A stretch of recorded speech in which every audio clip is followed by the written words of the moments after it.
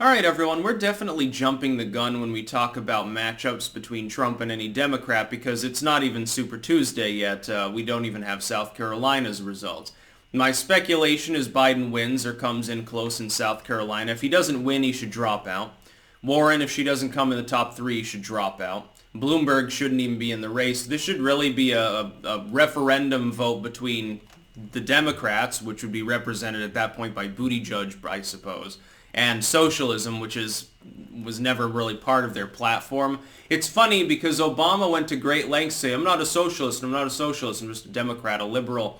And now you've got a party that's poised to nominate a socialist. And it's funny because they said that could never happen, and there are a lot of Democrats that are real reluctant, and that's one of the reasons, but not nearly the most important, why if Bernie Sanders is nominated, I believe he'll lose in a landslide. I believe he'll get absolutely curb stomped. And I think that most Dem strategists and the party elite and even the legacy media, which is hysterical, recognize this. And this is why they're dragging out the tired old Russia bullshit to aim at Bernie. This is why they're doing everything that they can to stop him. It's not because they're afraid of him in the general, more broad sense. It's not because they think he's dangerous, and it's certainly not because they care about the country. It's because they care about winning. The Democratic Party and all of their various attaché, they care about winning the election. They don't want Trump to be reelected. They especially don't want him to be reelected in a landslide that gives him a mandate, allowing him to pass legislation around them because the public will swing heavily against the Democrats. If the Democrats get crushed, I don't mean they lose by a few electoral points. I don't mean that they lose in the Electoral College like Clinton but win the popular vote. I don't mean he picks away at them in Virginia but loses Florida. I mean he comes in at 350 electoral votes or something. He comes in considerably ahead of the Dems, absolutely wipes them off the face of the earth, wins in a landslide. We're talking Walter Mondale versus Ronald Reagan re-election bid levels of landslide sort of thing. If that happens, the Democrats will not be able to stop his agenda, and indeed at that point, if the Democrats falter, it will affect the down-ballot races and they will lose the House of Representatives and some more power in the Senate. Trump will have the House, he'll have the Senate, he'll have a mandate, he'll have won the popular vote, more electoral votes than the last time, after years and years of unprecedented degrees of struggle. If that happens, he runs roughshod at least for 2 years over the Democrats. This is something, by the way, that even I wouldn't like, because even though I will probably vote for Trump and his re-election bid, and I voted for Trump in 2016, and even though I have no problem with his general platform, I'm relatively satisfied with the job he's done. Some of the things that he could throw as red meat to parts of his base would be Evangelo-con in nature, the Jesus crowd. Well, I don't believe in moral policing, so I wouldn't like that. He could start a war, something that he could feel like he has a mandate to do more, sort of intense things that right now he would be more reluctant to do. I don't agree with him on all of these issues. I would rather him have won in a tighter race so that he doesn't have quite so much of a mandate. I want him to focus on what he's already shown a willingness to focus on, immigration and tax reform. Those are the two big things. Keep fixing the economy, trade deals, great. Diplomacy, great, wonderful. Everything attended to the economy, and fix the border problem. I want him to be reelected, but I don't want him to feel like he can do whatever the hell he wants. Or slack off and say, well, I won re-election, it was historic, it was huge, and then he goes golfing. I don't want that to happen. So I don't want Bernie Sanders to be the nominee also. I don't want Vermont to be embarrassed. I don't want the next big thing, he's going to have another president from the state of Vermont. It's Bernie Sanders. He's born and raised in Brooklyn. And then he gets completely crushed out of existence and in the history books is primarily remembered not as the long-term zany sort of crazy grandpa politician, which is what most people see him as. This is what his fans see him as. They see him as the harmless sort of zany dude. They just like his energy, think he's charismatic, which is laughable. But imagine that instead of that, imagine that instead of being the Ben and Jerry's Senate socialist, he becomes the ultimate loser and got Hitler reelected and stupid shit like this. It would be an embarrassment. In all honesty, and for my state, tourism-wise could take a hit. Fuck, at some point it boils down to the economy. I believe he'd lose. And here's why. Here's some reasons why. Number one, the Dem establishment is certainly not solidified behind him. Partially because he's not a Democrat. He never had been until recently.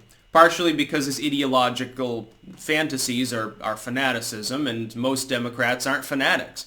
Oh, I think that they're all far left economically. I think that about many Republicans, but keep in mind, I'm not within the norm economically. I'm not a centrist economically. I am on the right economically. Many social issues, I'm certainly not a conservative in any sense. On fiscal issues, yeah, I want more tax reform. Yeah, I want everyone's taxes lowered. That includes the evil billionaires. They shouldn't pay as much either.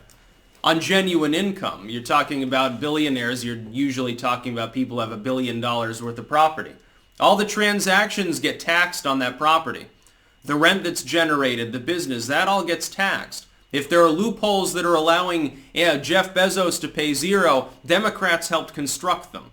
So keep that in mind. Economically, I support that sort of right wing. Many people don't. Well, Bernie Sanders is an economic fanatic. He's arguing for a tax rate that would essentially mean that everyone who has sort of made it in the U.S. would leave. They would offshore the money. And if you went after the offshored money, they'd renounce their citizenship and they'd say, hey, my multinational corporation is still going to be the same whether I have the mailbox in New York City or the Cayman Islands.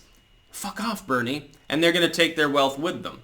There are people who don't seem to understand. So there are people who think that that's evidence that these people are evil, corrupt, and greedy. Again, you're talking about perception and subjectivity. You're talking about moral standards.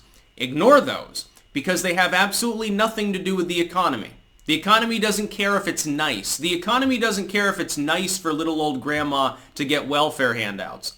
It doesn't care if it's nice. It cares if it's pragmatic. You've got to understand that. You're talking about very cold, steely, logical, machine-like thinking when you're talking about this. Beyond mere perception, everything else is pure lock, stock, and barrel mathematics. You're not talking about what's nice, what's good, what's moral, ultimately at the end of the day. You can make the argument that we need more love beads and meditation in Wall Street. Yeah, maybe so, but we don't have that. Pragmatically, those billionaires would take their toys and leave. That's number one. So that, scares some of these people. Number two, you can tell the legacy media is not even on board. Imagine a fight between Trump and Bernie Sanders. A lot of these people would endorse a third party. And I'm not being ironic about that. Maybe Scott Adams is right. Maybe Trump will actually gain the blessing of parts of the corporate media simply because the alternative is even worse. Because the alternative is that they hitch their wagon to a candidate almost guaranteed to lose. They get egg on their face, and Trump gets his mandate and rails against them. If like sharks scenting blood in the water, if the legacy media thinks Trump is inevitably going to win, a lot of them will back Trump just to get back on his good side and say, okay, well, we can't do this for another 4 years. Fuck it. We can attack him after the election, but we need a breather. We need a truce. That may happen. Also, you've got to understand one very important thing. And this is something that his fans don't react well to when you tell them this. Socialism is unpopular in the United States. Vastly unpopular. It's unpopular among independent voters by a very wide margin. It's unpopular among most groups of young voters. The only demographic in the country that thinks socialism is a positive thing are under 30, specifically liberal individuals who mostly already vote Democrat, some of them probably Green Party. There might be a few weirdos in there that vote for the Libertarian Party too, which would be funny. It's funny when you meet people who proclaim themselves left libertarians. You have to get a good philosophical chuckle about this, but they do exist. And supposedly, they're scarce as hen's teeth, but they're there. What fucking candidate do you vote for at that point? Can't be hippie grandma Jill Stein. I don't think she's running this time around.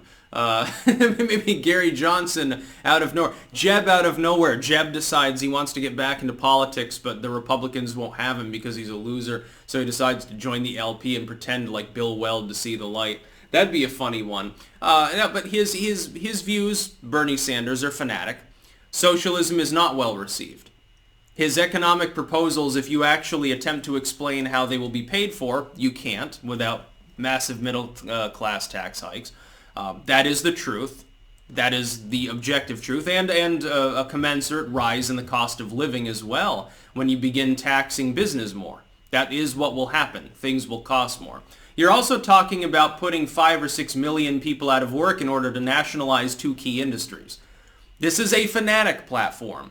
Now, right now, the other Democrats, because many of them are on the left economically, number one, and many of them just don't want to spar with Sanders, number two, because it's bad optics, they're not really doing anything about this. They're not calling him out. Do you think Trump will show him the same courtesy? Or do you think he will absolutely rip him apart? I think so. Because at the end of the day, for the average independent voter, Trump is going to say, look, I've been president, economy's going fine, your taxes are down, this dude wants to change everything. Do you want to do that? The answer for the majority of voters will end up being no. The Republicans will vote Republican, the Democrats will vote Democrat. Something like 70% of the entire voting public is already spoken for. The last 30% or so, the independent voters and people who merely lean in one direction or another. I'm an independent. I know many people who lean towards conservative or liberal, but they're more amenable to the idea of maybe switching. Those are the people you target. The reason why Bernie Sanders would lose in a drastic fashion is that the Overton window of the Democratic Party has shifted considerably further left than the Republicans have to the right. This is something that even their lamestream reports actually have analyzed and looked at and said is the fact. The Dem field is already far left. Bernie Sanders represents the far left of that far left. Donald Trump represents something that's not that far from centrism. He's a Reaganistic sort of populist. His populist message has been embraced by Democrats and Republicans repeatedly over the last half century. It's not really that far out there. Nothing that he has done has actually been fanatic at all. And when the average voter realizes that and weighs that against adopting socialism, there's your landslide. And then the very small minority of people in the country that are super fans of Bernie Sanders will wonder why their candidate lost. And I will tell them the same thing that I've been telling them. He doesn't represent a broader consensus of the American public. Your Twitter posts and your Tumblr page are not reality. They are a fiction. They are an echo chamber that you have concocted, and I have noticed this. People who are more out there tend to devolve into echo chambers. This happened with the far right. They thought Trump was their man. Of course, Trump largely ignored them since then. Oh my God. Some of these people, it's funny. There was a post earlier, as we look back, we've got to remember that history is repeating itself. And there's a picture of Hitler talking about how Trump is similar to him. I'm thinking to myself, all of the whitest nationalist sort of LARPers largely have disowned Trump at this point. It's very, very funny how that happens. Supposedly he was like really far right and extreme and stuff, and he was going to deport 20 million people. Instead, he's focused on more, characteristically logical things, but, supposedly he's a fanatic. I don't think Bernie Sanders would win. And then keep in mind, again, he's pushing 80 years old. He just had a heart attack. It's hilarious. The other day I was chuckling about Bernie Sanders, and I'm like, your octogenarian candidate will lose. And somebody's like, you don't know what octogenarian means. I'm like, the dude's pushing 79. He's closer to 80 than he is to 70 at this point, dude. He's pretty close to an octogenarian. Plus, it's not election day for a while. What age will he be at that point? Oh, that's right. He'll be 80. That's called octogenarian. Apparently, they thought that the editor of Arcana didn't know what that term meant. It's very funny, very amusing for me and for other people on the thread. Come on. You're not going to get your way if you're backing Bernie Sanders. The will is not in the population, I think, at this point as well, to change that drastically when things, by and large, are going well. The only thing is this. People who take the New York Times seriously or what they read on Twitter think that the world is imploding right now. Oh my God, our alliances are devolving. The economy is going to be destroyed. Krugman was right, and all of these weird things, but they're not happening. That's not the reality. It's a fiction that's been bred and raised by the legacy media and by people who are far left. But even the corporate Democrats ultimately, can you imagine what will happen in a general election where Bernie Sanders more or less would have no choice but to take corporate money? How else is he going to fund his campaign? Because he's not rich. Is he going to have Bloomberg do it? That's the same thing. In fact, it's arguably worse. He can't even take Bloomberg's cash without looking like an asshole. What the hell is Sanders supposed to do? Little old granny and college kid Chris are going to fund his campaign through the general election against someone who can drop $100 million on his own campaign, namely Trump. I don't think that that's going to happen. I think that Bernie Sanders, if he is nominee, and that's still not necessarily going to be the case at all. It could still be Biden for all we know at this point. He'll lose in a spectacular fashion. Now, things could change. You could have a major economic downturn due to coronavirus. Trump could have a stroke tomorrow. Those things would definitely change the metric. Then, if you had candidate Bernie Sanders, he probably wins. But is that likely? No, it's more likely that Bernie Sanders drops dead of a heart attack. He's already had one, and he's almost 80 years fucking old. At some point, Grandpa should probably do something other than running around 6 days a week campaigning. I think it's just a terrible idea. I'm sure his doctors don't like the fact that he's doing that. That's about all. Peace out.